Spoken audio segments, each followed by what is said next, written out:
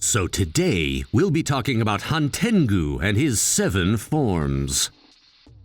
The 7 demons all have different abilities and powers. And Sekido, the manifestation of anger, I feel like this one stood out from the others. He's the only one with the same kimono and the same eye color as the original Hantengu. And when he first makes his appearance, he says to Karaku, "It sickens me that I was one with you." He makes it pretty clear that he doesn't want anything to do with the other forms. And during combat, we see him giving orders to the other forms. Then we hear him saying, "Karaku, Urogi, what are you doing? Get it together! Get a move on, Aizetsu!" He's always bossing the others around. And when Tanjiro struck, the others started to panic, but Sekido, he tried to calm the others down, saying that they could still regenerate themselves. Then, we see him absorbing the other clones. He starts by absorbing Urogi and Karaku within seconds. Aizetsu tries to fight it, but it's no use. He's very strong and stands out from the rest of them. But then, why him? Why is he so special? What makes him stand out from the rest of them? In the fan book, there's a section about Hantengu's past when he was still a human. It says he killed his wife and child when they caught him lying. He acted on rage. And when in his recollection, we see him begging for forgiveness as an old man. So when he was young, he acted out of rage, just like Sekido. And when he turned old, he started acting out of fear. So Sekido and the original Hantengu, these two reflect his character when he was still a human. Maybe that's what makes them special. But then why did Aizetsu try and go against him? This may have something to do with the teachings of Buddhism, like Genya said. In Buddhism, there's a concept called the 3 poisons. These are the 3 kinds of emotions you should avoid. But Hantengu, he's got all of them. First, attachment. Attachment to materialistic goods, money, greed. Hantengu used to steal from those who trusted him, so that checks out. Next, aversion. This refers to emotions like hatred, anger, and grudge. We see these emotions in Sekido, Urami, and Zohakuten. Last but not least, ignorance. Being too ignorant to realize or admit your mistakes. In the fan book, it says, Hantengu never took responsibility for his actions. He always blamed others and survived. And so, Hantengu has all the forbidden emotions we talked about earlier. So he has to suppress them with his other emotions, like happiness and sorrow. Maybe that's why Aizetsu tried to take a stand. Anger, hate, grudge, happiness, joy, sorrow? Maybe there was a constant battle between these emotions. But clearly the negative emotions were stronger. Perhaps they were too strong.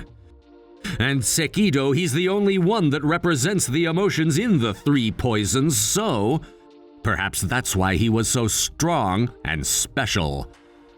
Then he absorbs other emotions like joy, happiness, and sorrow, leading to grudge. And remember what Aizetsu said at the end? Maybe he was telling him to stop letting anger control him. Furthermore, Aizetsu, maybe he was referring to his past. When he was human, his family caught him lying, and he killed them out of rage. But maybe it could have been prevented. Maybe his other emotions tried to stop him. Either way, it wasn't strong enough to suppress his rage. The joy of having a family, the sorrow of losing them.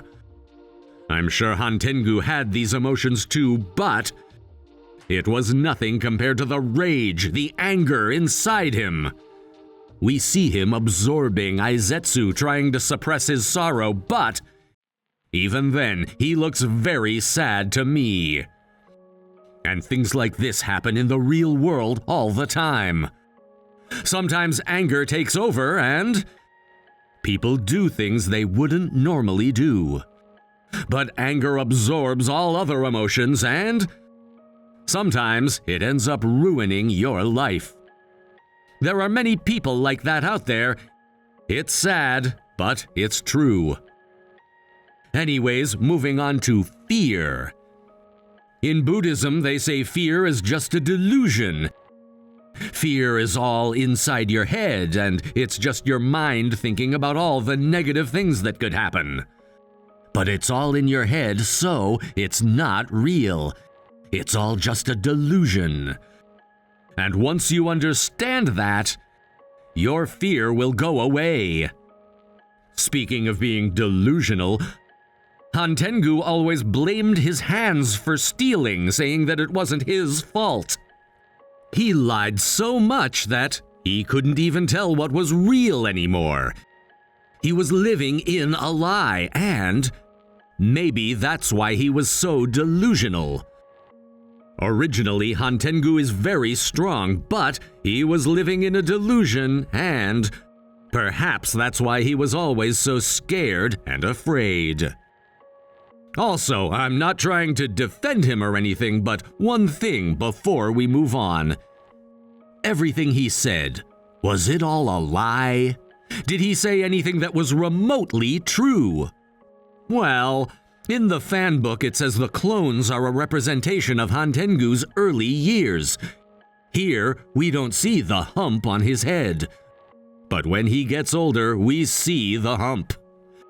Maybe this was some kind of tumor. In that case, all the bizarre things he said, maybe it was due to the tumor. Maybe he didn't mean to lie. Perhaps it was his illness that was making him do and say those strange things. But even if that was true, he was constantly lying, saying things like he couldn't see, so just like the boy who cried wolf, nobody believed him. And having lied all his life, he could no longer tell what was true and what was not. But even if he really wasn't lying when he blamed his hands for stealing, it's kind of a sad story, don't you think? Either way, he was a chronic liar, so I guess we'll never really know for sure. Anyways, that's it for today. Thanks for watching.